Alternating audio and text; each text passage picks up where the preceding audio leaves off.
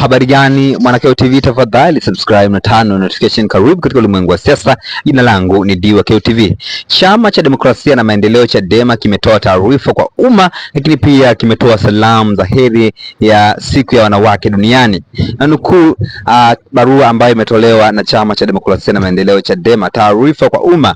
Salamu za heri ya siku ya wanawake duniani na taarifa za kukamatwa na kuzuiliwa kusafiri kuelekea Msoma mkoani Mara kwa wanawake wa Chadema zaidi ya 285 akiwemo katibu mkuu wao. Chama cha Demokrasia na Maendeleo Chadema kinawatakia heri wanawake wa Tanzania na duniani kwa ujumla heri ya siku ya wanawake. Kama kauli mbiu ya mwaka huu inasema haki na usawa, ukitoa umepata, chukua hatua.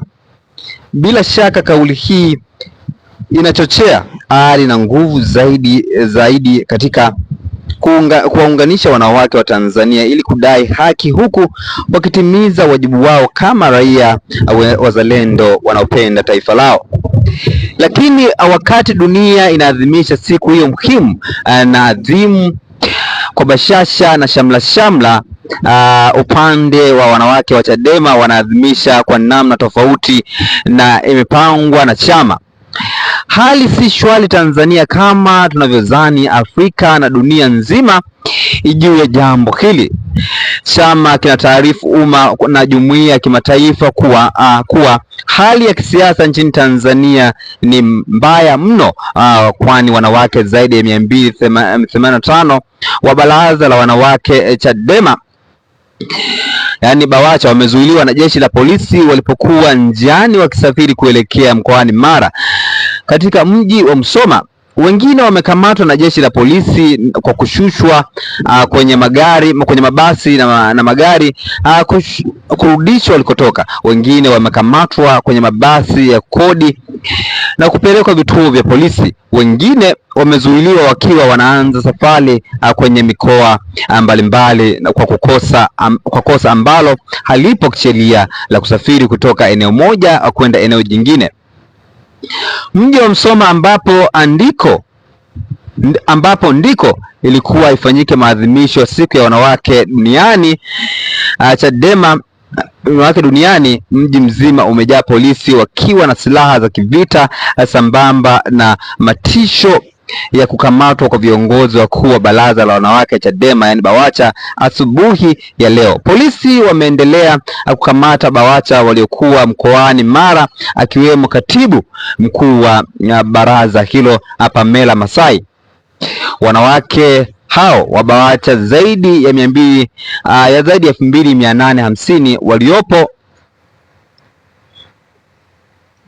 waliopo chini ya ulinzi wa jeshi la polisi, huku wengine waliokuwa wamenyimwa dhamana na wamekataliwa kupewa huduma muhimu za kina mama. Pia polisi wa kiume wamekuwa wakiwakagua wanawake hao kinyume cha sheria inavyotaka mwanamke amkague polisi wa kike. Miongoni mwa wanawake wa BAWACHA wapo wajawazito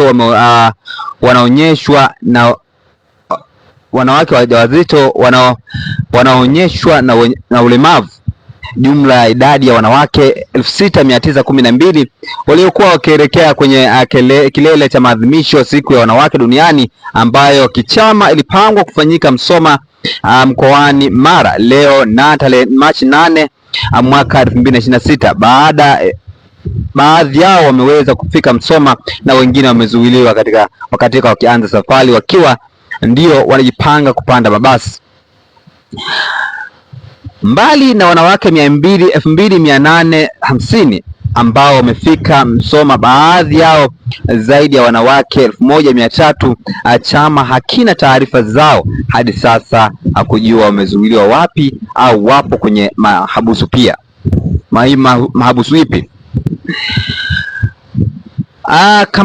Kamata hii ilianza Ijumaa 6 mwaka 2026 mkoani Mara, na ukamataji na kuzuia mabasi yaliyokuwa yakisafirisha BAWACHA ni Dodoma, Pwani, Morogoro, Geita, Simiyu, Singida, Iringa na mkoani Mara.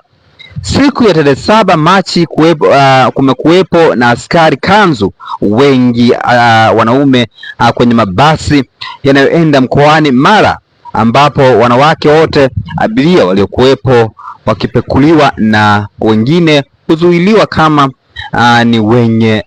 ni wenyeji wa Msoma au mkoani Mara.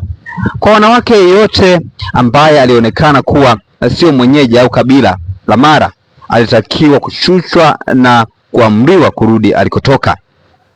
Chama kinalitaka jeshi la polisi kuachia mara moja wanawake bila masharti yoyote na waadhimishe siku ya wanawake duniani wakiwa uraiani na sio kwenye mahabusu za jeshi la polisi. Chama kinawatakia wanawake wote kuendelea kuwa imara, kukataa uonevu na kukataa jeshi la polisi kutumika kisiasa. Imetolewa na Brenda pia ambaye ni afisa habari wa Chama cha Demokrasia na Maendeleo Chadema. Jina langu ndio KTV, tunataka katika masuala ya kisiasa. Bye bye.